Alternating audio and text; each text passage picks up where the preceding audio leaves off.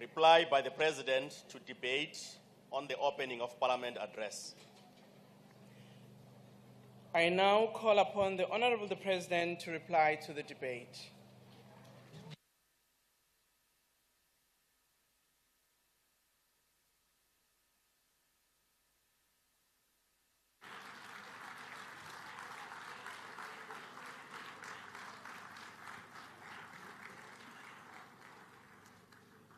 Thank you.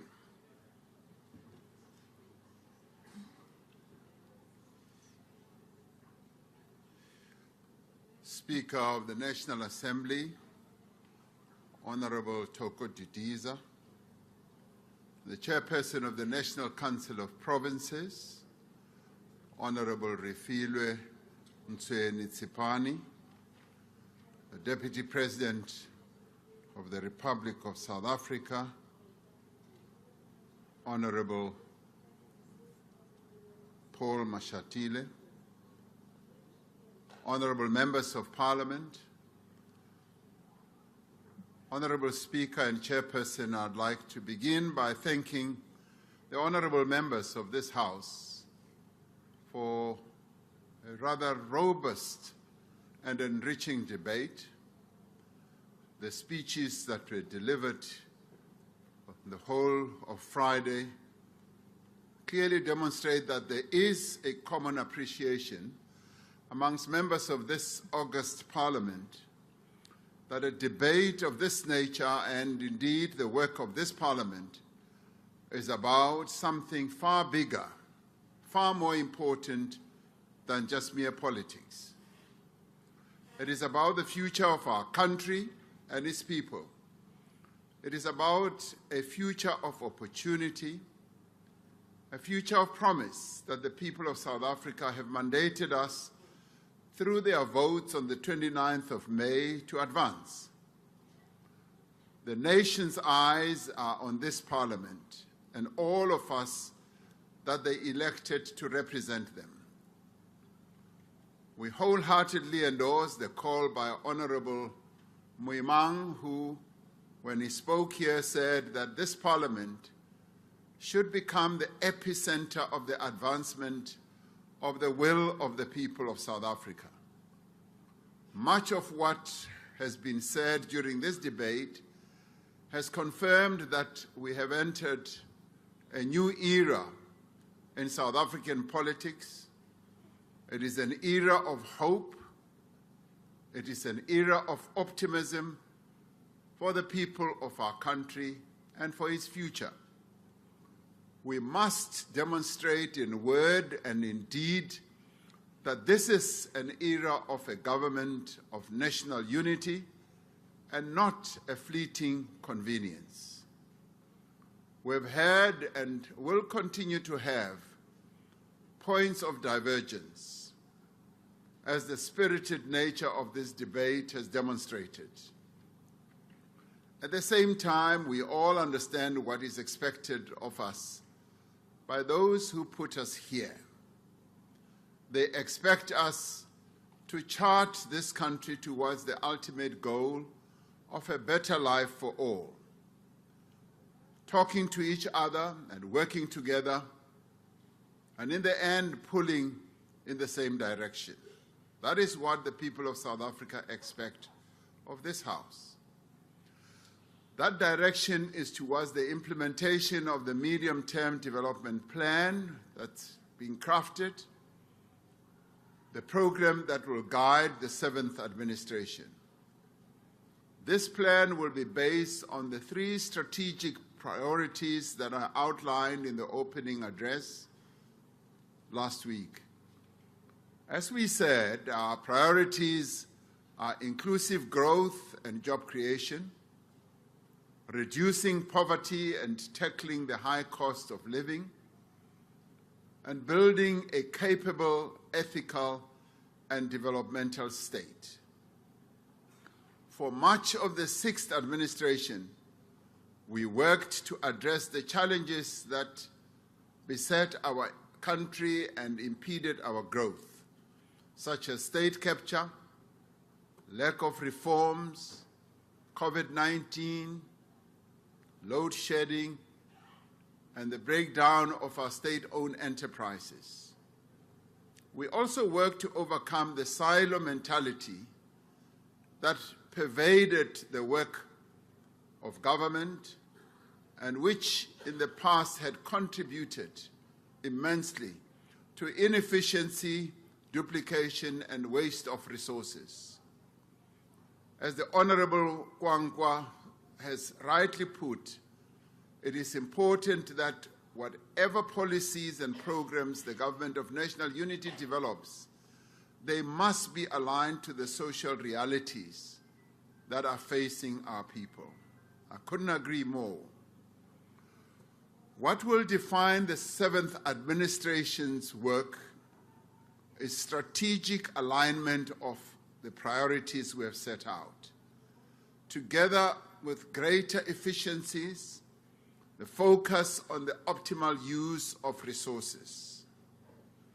On Thursday evening, I said that the program of government is grounded in the National Development Plan, the African Union's Agenda 2063, and the United Nations Sustainable Development Goals.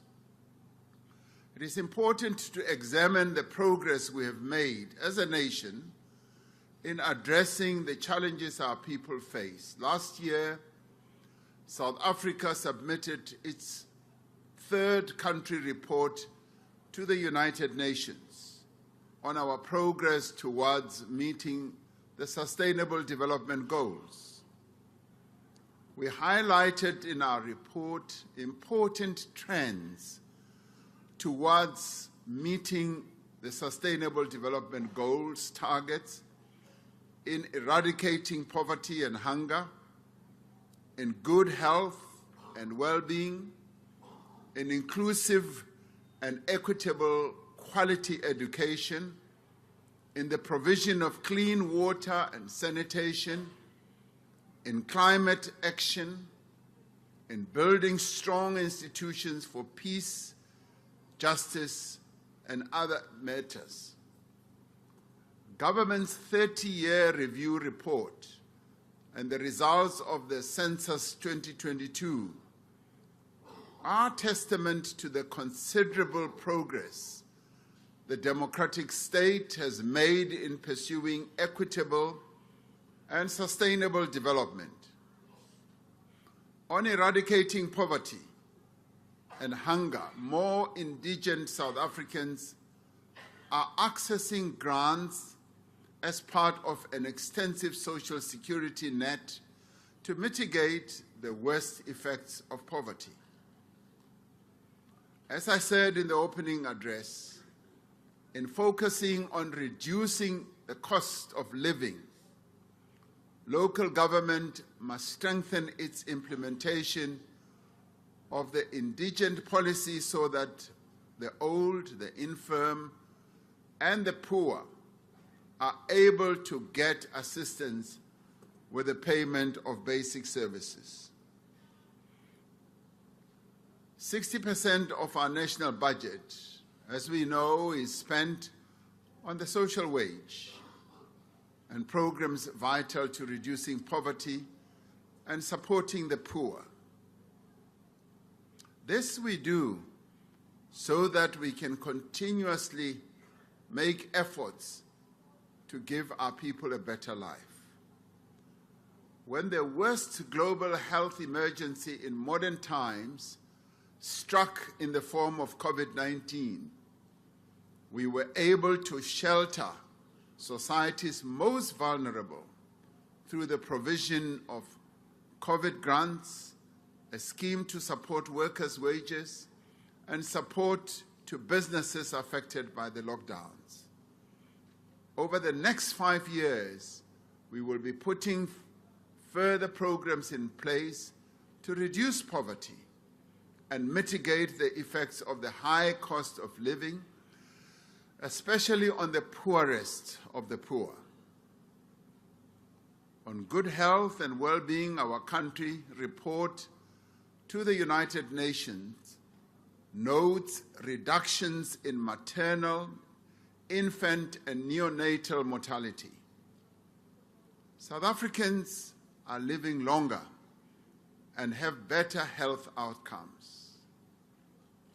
This is an important measure in the whole process of human development indexes. A key task for government over the next 5 years will be to ensure that everyone in South Africa has equal access to affordable, quality health care through the implementation of the NHI. That is an important development we need to look at. We are unwavering in our commitment to implement universal health coverage in a manner that brings all South Africans on board. And yes, we will continue with dialogues, with exchanges, with interactions to make this an important program for our people. On inclusive and equitable quality education, we've made progress with respect to functional literacy and numeracy at primary school level and in primary school completion rates.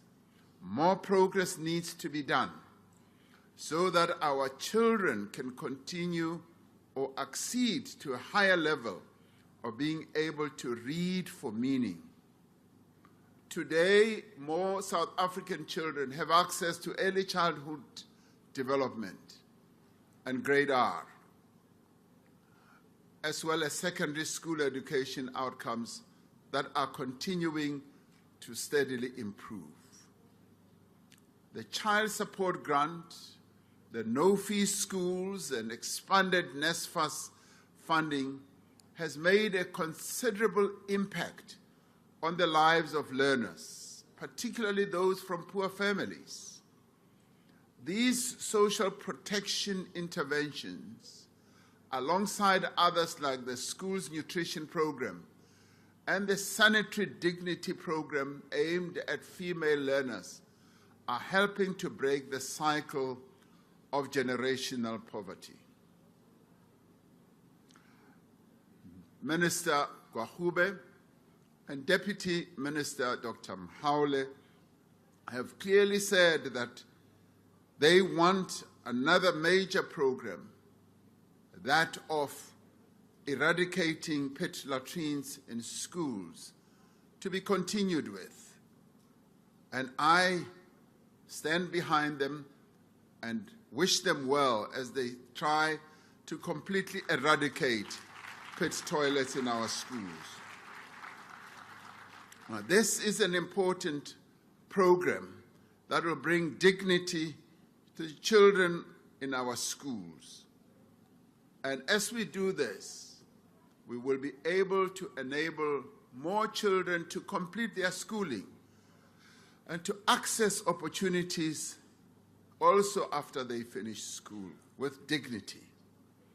One need only look at last year's matriculation exams, where learners who were social grant beneficiaries achieved an 81% pass rate.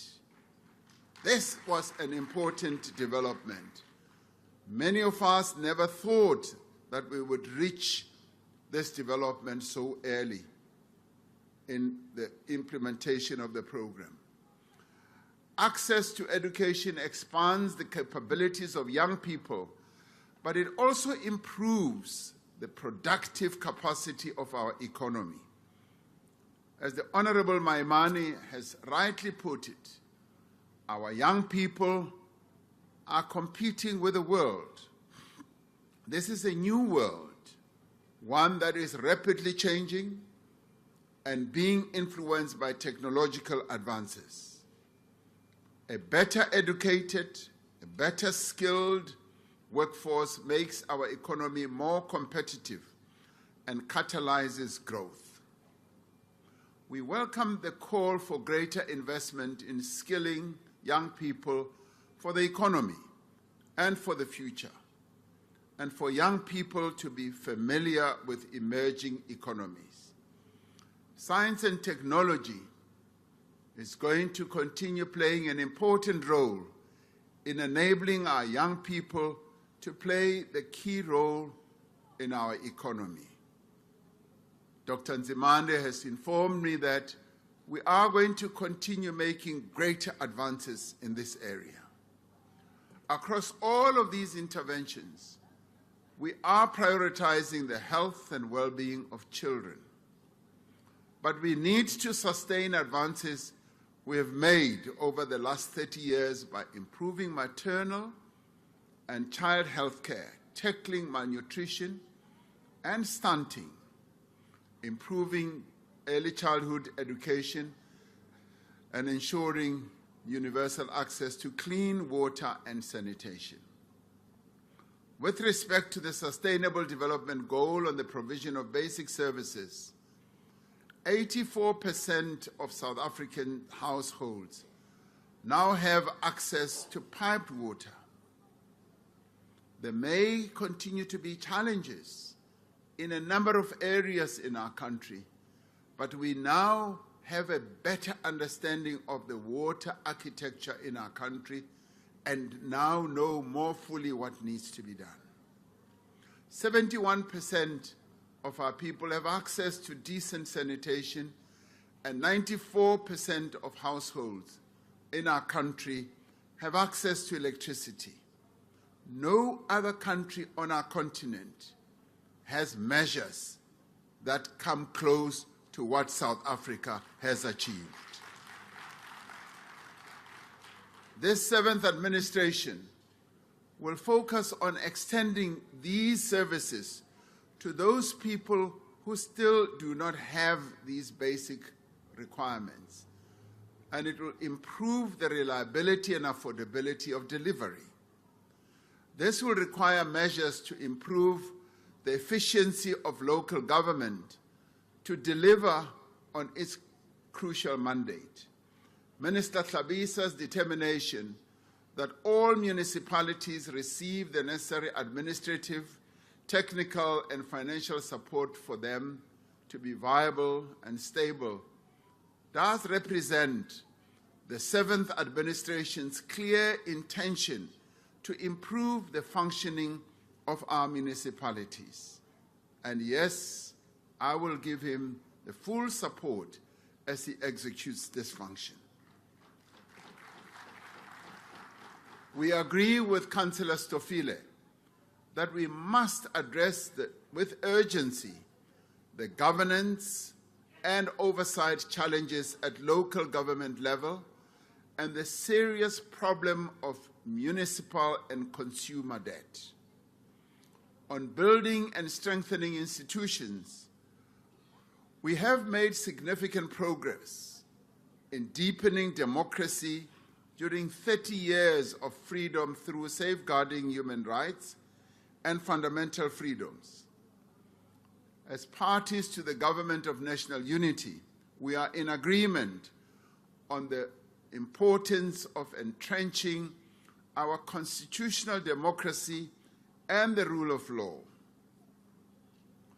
We will continue to exert our every effort to safeguard the independence of our institutions, particularly the judiciary, the freedom of speech, the freedom of the media, and the work of institutions that support our democracy. We continue to entrench gender equality across all facets of society and in promoting the full participation in society of persons with disabilities and persons from vulnerable groups. We have enacted into law the Gender-Based Violence and Femicide Council, which will oversee and coordinate GBV programs across government and in partnership with all stakeholders. An important focus of this work will be women's economic empowerment and on leveraging government's policy of setting aside 40% of public procurement for women-owned businesses.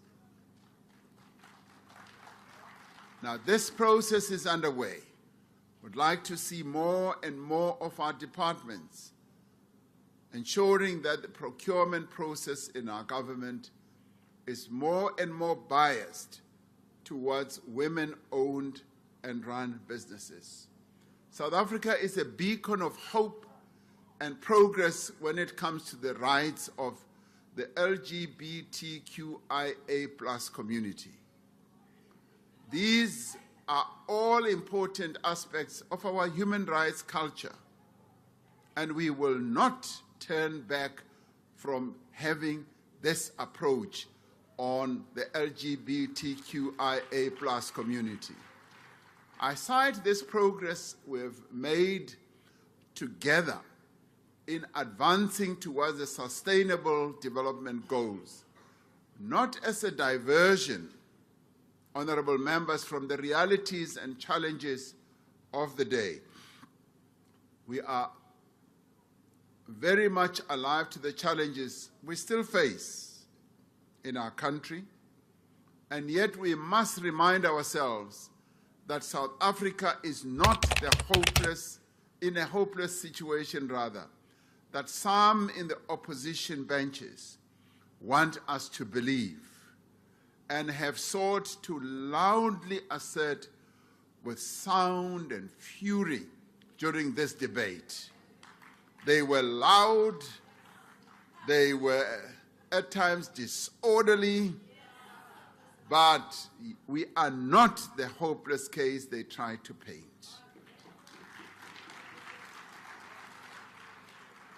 Now, South Africa is a country that has come a long way over the last 30 years. Let us never lose sight of that. Certainly, there have been setbacks and shortcomings, and I'm one of those who are first to admit that. But we have done much to recover from these and are now committed to move forward with greater speed and impact as the Government of National Unity. We have taken to heart the words of Honorable Zibi, that urgency is the currency of the times in which we now live. Yes, we have taken note of that. Our Government of National Unity is therefore determined to rapidly scale up the pace of our efforts to bring development and shared prosperity to our people by working together. And in this effort, as Minister Steenhuisen says, we need to be builders, not breakers or destroyers. We need to be weavers, not vultures. Those who share this vision of a better South Africa will find the doors of the Government of National Unity always open to cooperation and collaboration. It is expected of us all who have been entrusted with positions of leadership within the Government of National Unity and in this Parliament that we rise to the challenge to be builders and not breakers.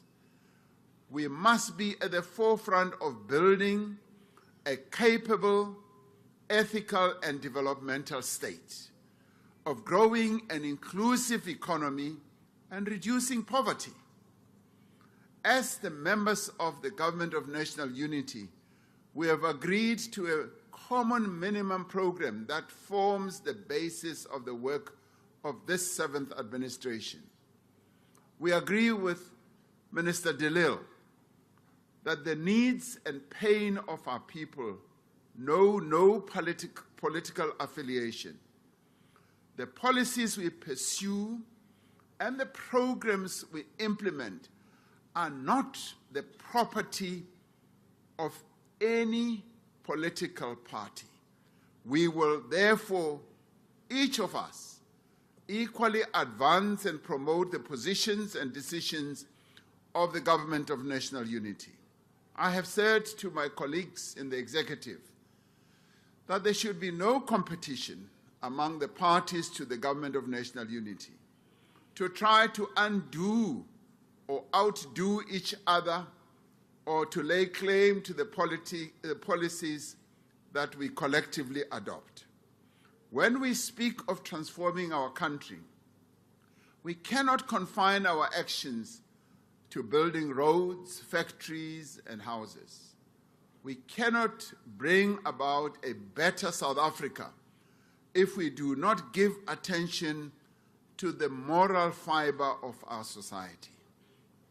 Crime, corruption, and substance abuse, and all manner of ills continue to fray our social fabric and hold back our development as a nation. Across our nation, the disintegration of family has become a common feature. Some 60% of South African children don't live with their biological fathers, and women are often left to raise their children with no financial support from their fathers. The abuse of women and children, abuse of the elderly, and discrimination against persons with disabilities are a stain on our moral conscience as a nation. As we strengthen the capabilities of our law enforcement agencies to deal decisively with crimes against society's most vulnerable, we must intensify the work needed to prevent such crimes in the first place. Prevention begins in our homes, in our communities, in our places of learning, in our religious institutions, and importantly, also in the media. We have strayed from being a society that both cherishes and advances equal opportunity. The values of hard work, study, perseverance, steady progression, and entrepreneurship have been replaced by a get-rich-quick mindset. The corrosive lure of corruption has played no small part in this. As a government of national unity and in the upcoming national dialogue, we must come up with the measures that we need to take to promote greater respect for human dignity, ubuntu, empathy, and compassion in our society. Order, Mr. President. If you can take a seat. Honourable Member, what's the point of order? Thank you, Madam Speaker. My name is Vispan Reddy. I'm from Umkhonto Wesizwe Party. I rise in terms of Rule 92, and I seek your guidance. I'm a new member here in Parliament, and I really look to you for guidance. Madam Speaker, the President is referring to government of national unity.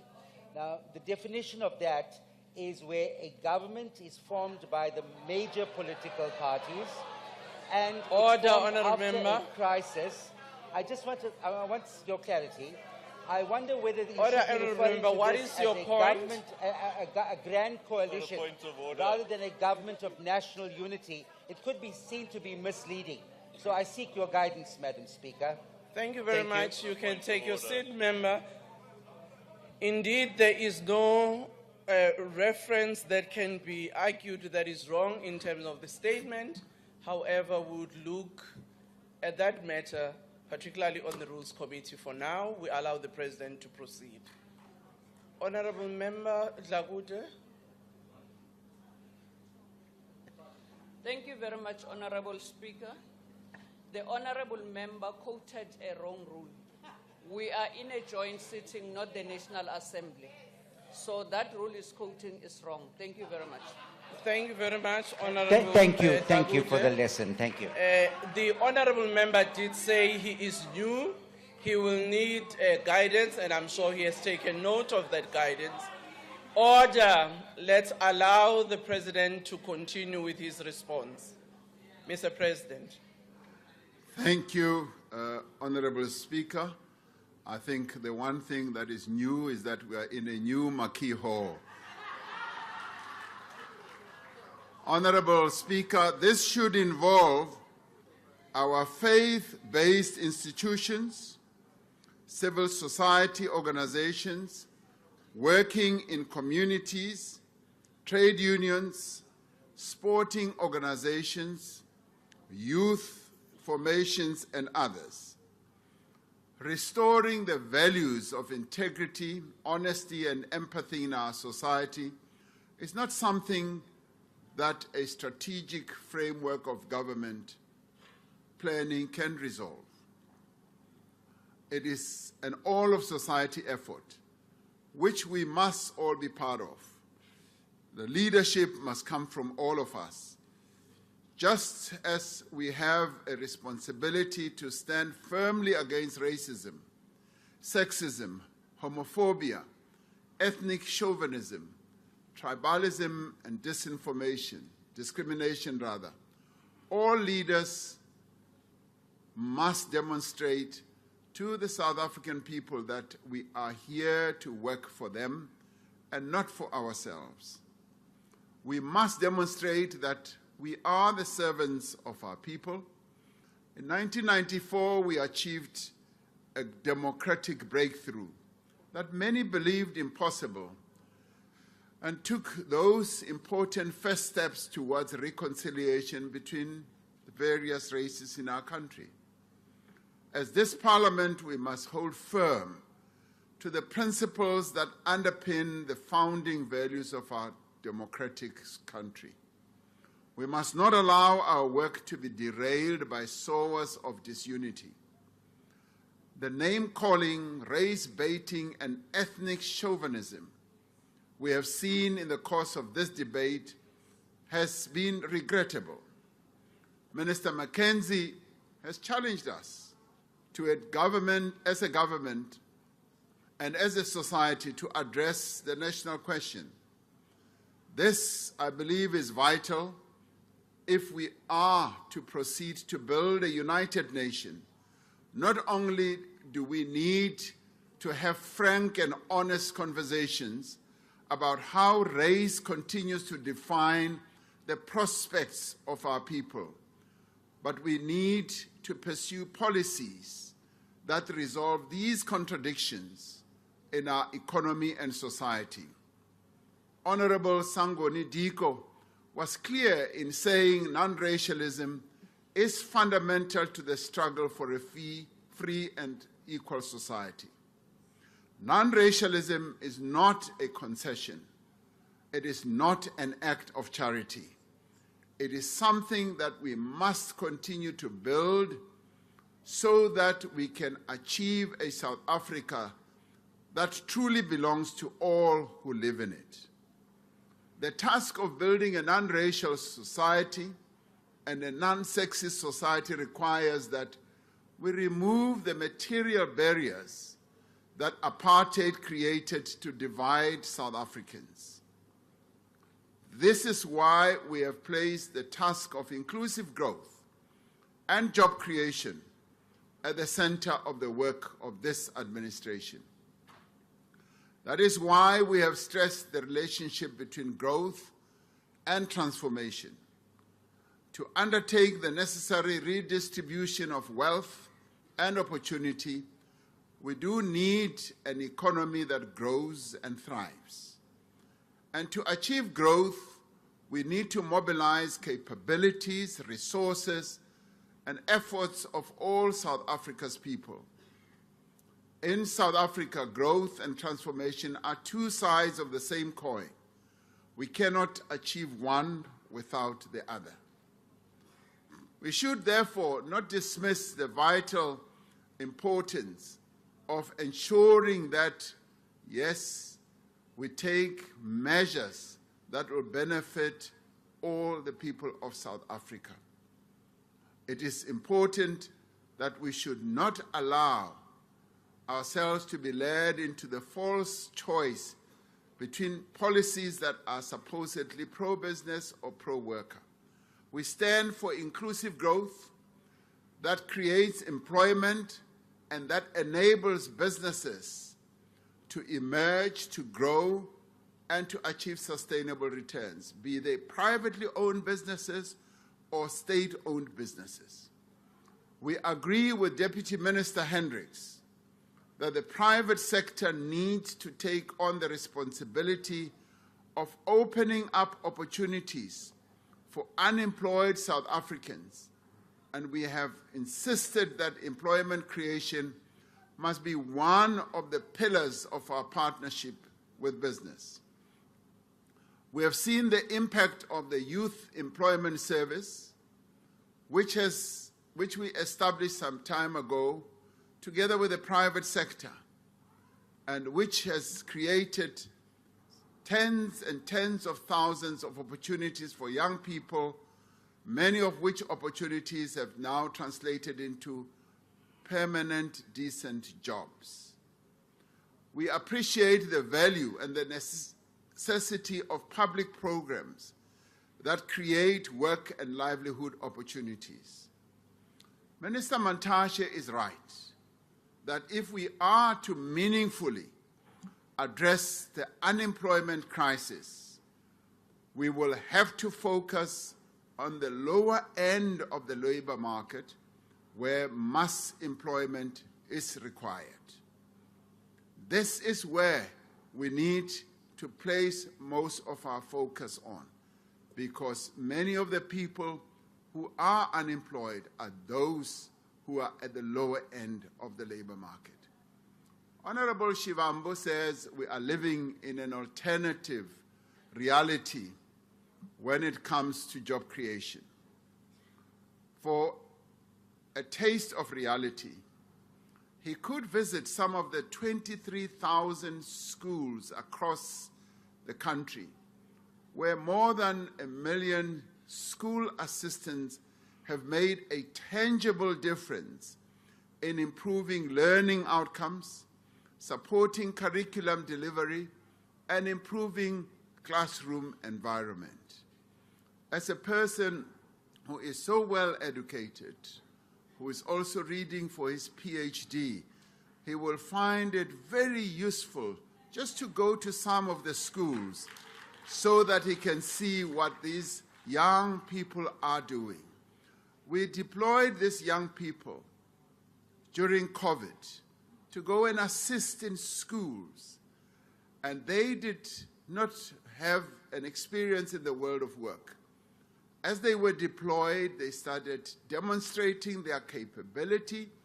They started showing how tech-savvy they are. They assisted older teachers in our various schools. And unlike some in this house, we see the economic and social value of the work and livelihood support that has been made possible by mass public employment programs. We see the impact of the 188,000 agricultural input vouchers that have been issued to small-scale farmers to expand their production and support food security. As Minister Nyoncho says, we need to act with more resolve, more resources, and more emphasis to correct the historic injustice of land dispossession and provide people with access to land and the means to work it.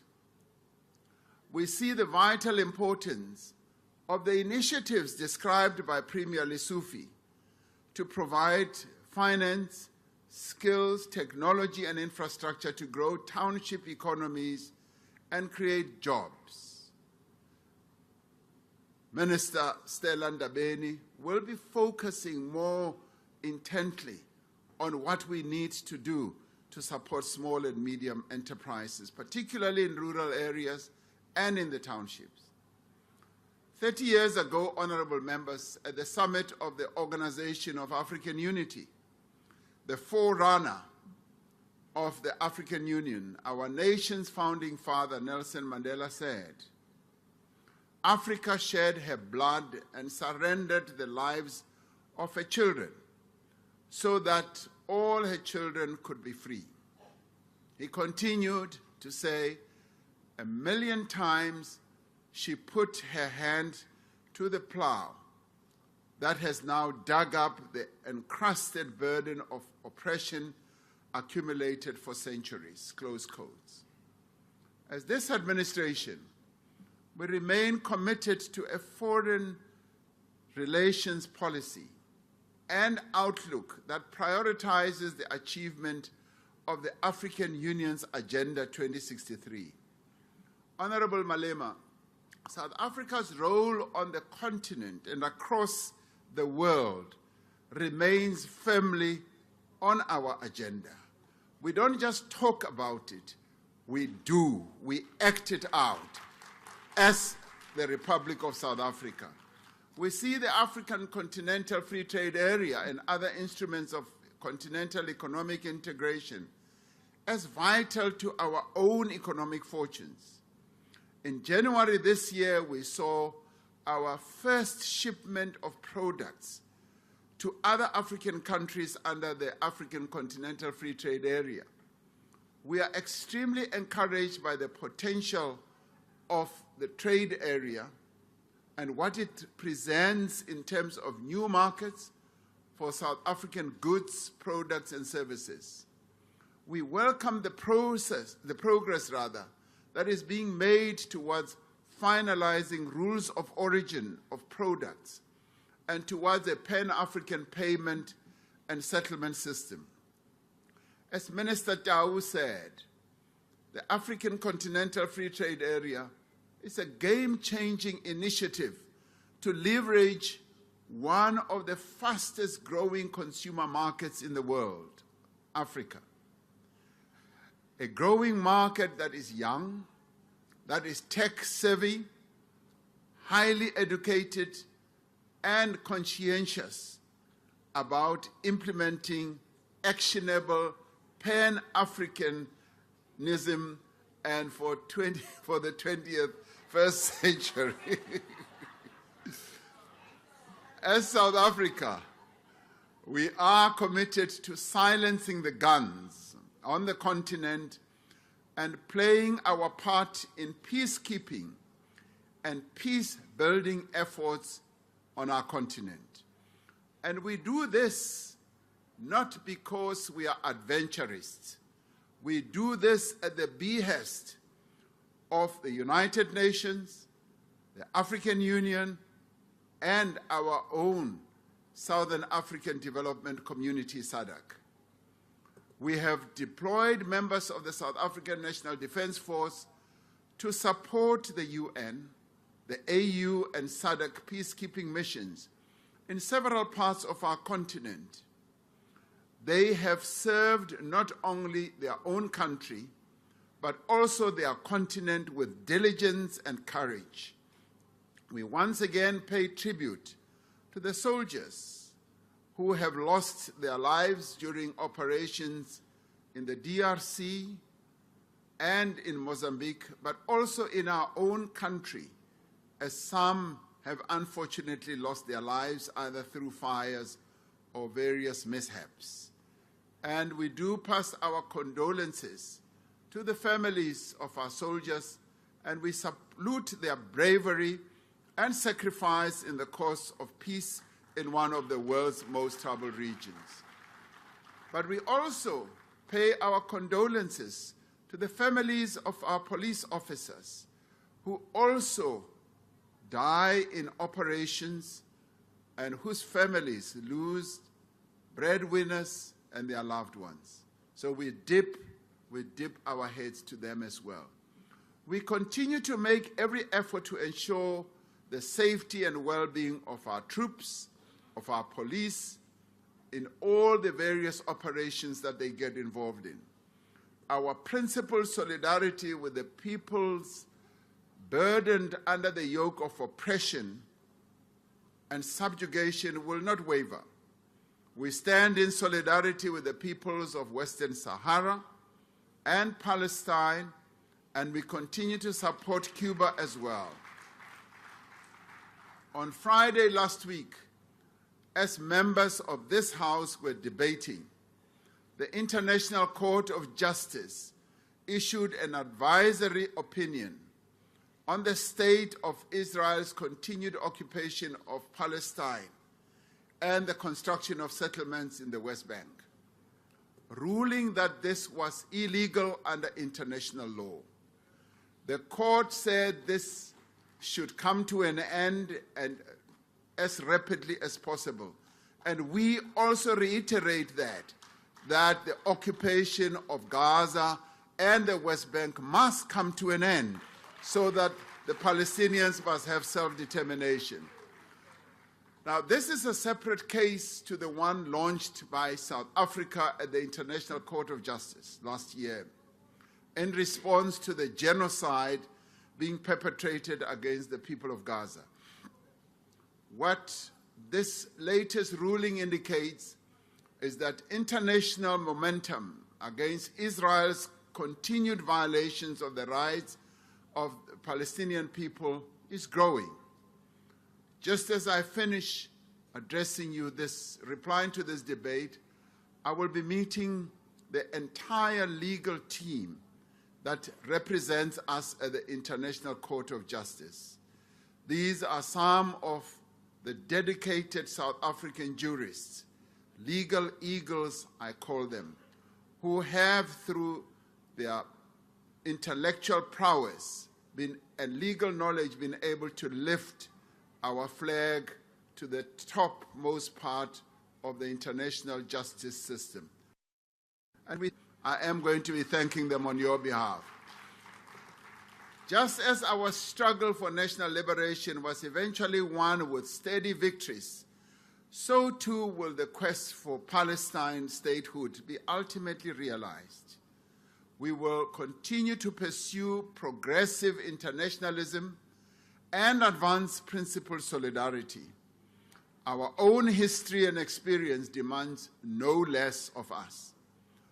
On global platforms, we will continue to push for the reform of the institutions of global governance, including the reform of the United Nations Security Council, so that they are better able to reflect and to represent those areas of the world that do not have a voice, particularly our own beloved continent.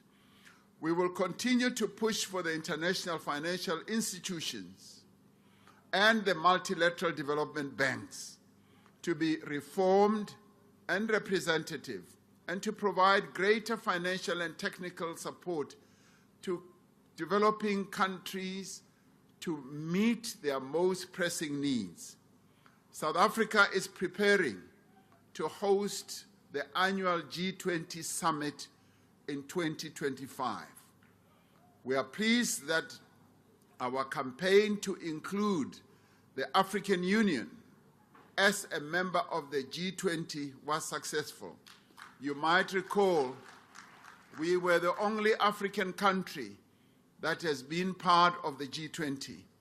We now have our entire continent represented in that most important body.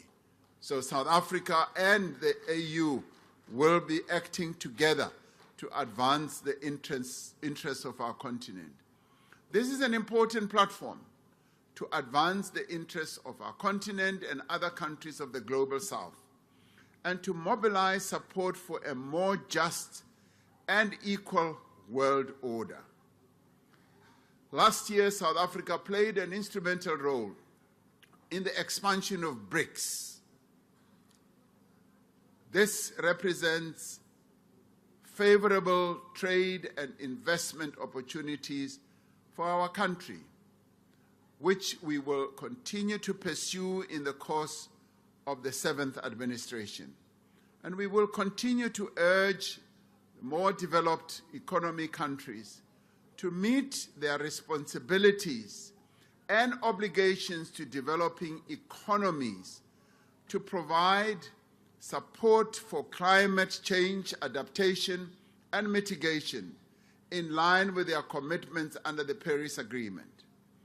As the Government of National Unity, we will continuously pursue a foreign policy based on the national interests, our country's economic objectives, and in furtherance of human rights and fundamental freedoms for all. In the same speech at the meeting of the OAU in 1994, Madiba concluded thus: if freedom was the crown which the fighters of liberation sought to place on the head of Mother Africa, let the upliftment, the happiness, the prosperity and comfort of her children be the jewel of the crown. We are now a government of national unity, formed in the course of rebuilding our nation.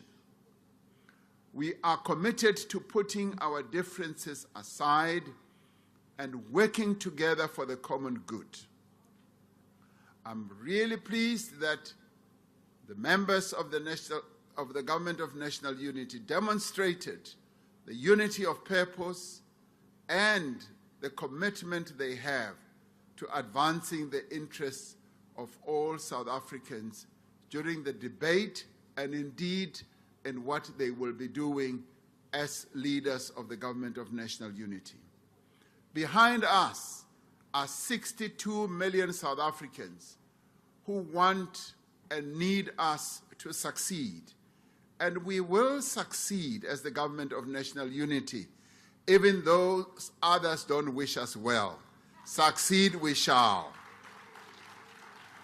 As Minister Groenewald has said, we have before us an opportunity to restore and to build.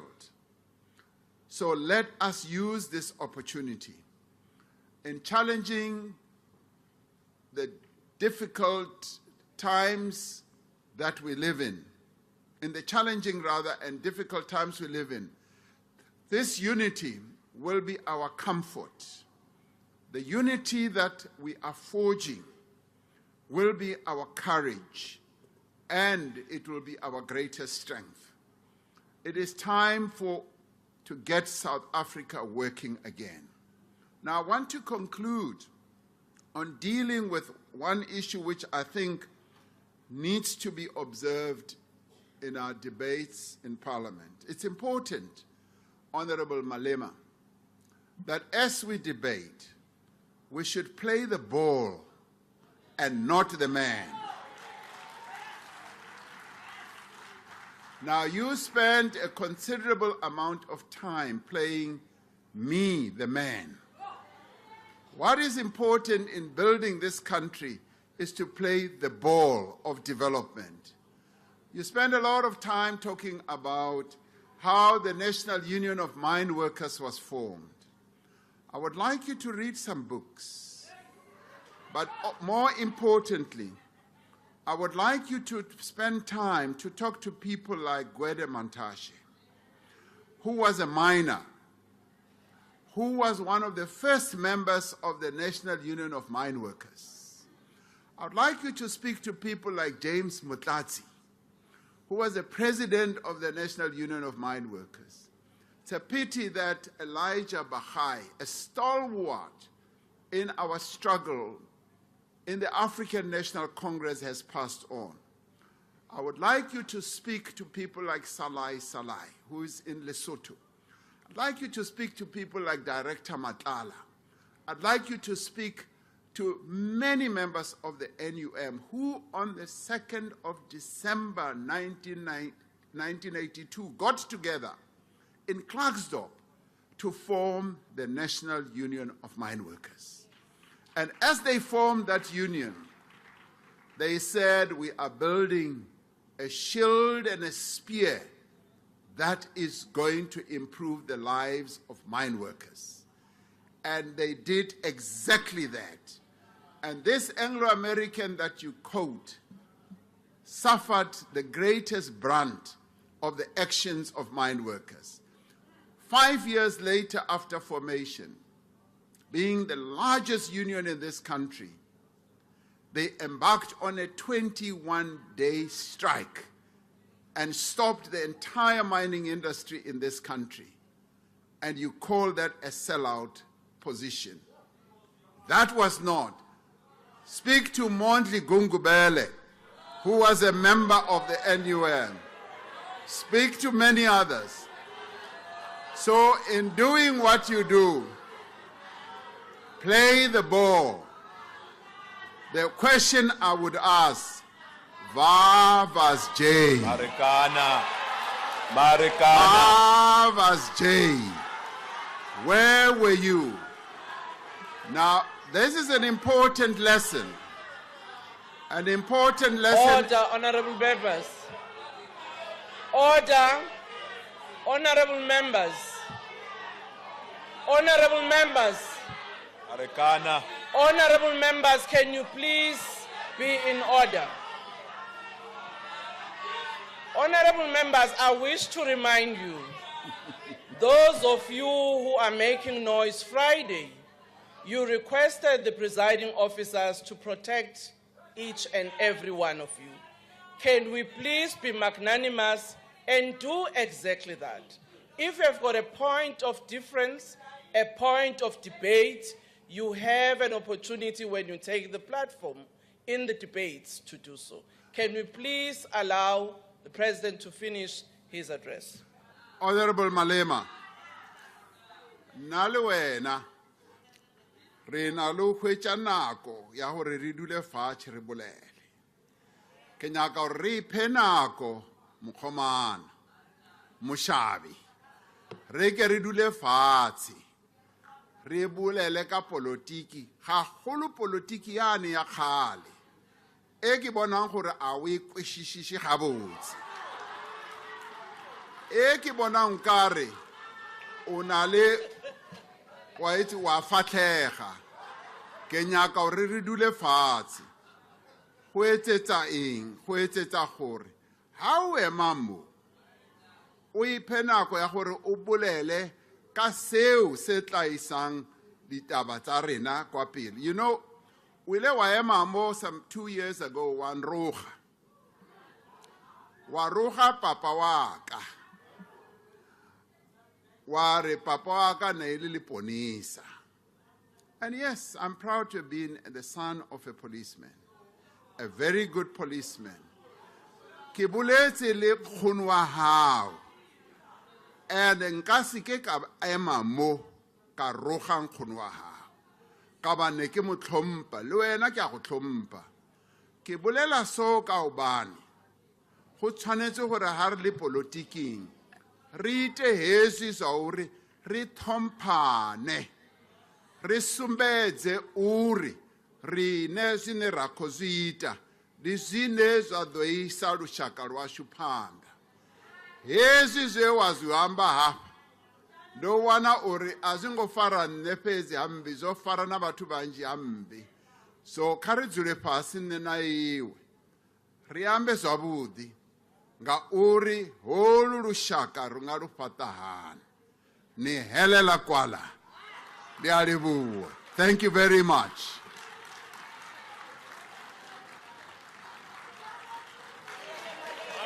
I wounded Bafana.